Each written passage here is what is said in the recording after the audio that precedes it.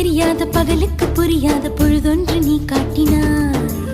இதயத்தில் நீ இருப்பதனால் நான் தூங்கும் நேரத்தில் என்னுள்ளே தூங்காமல் நெஞ்சுக்குள் வாயாடினாய்.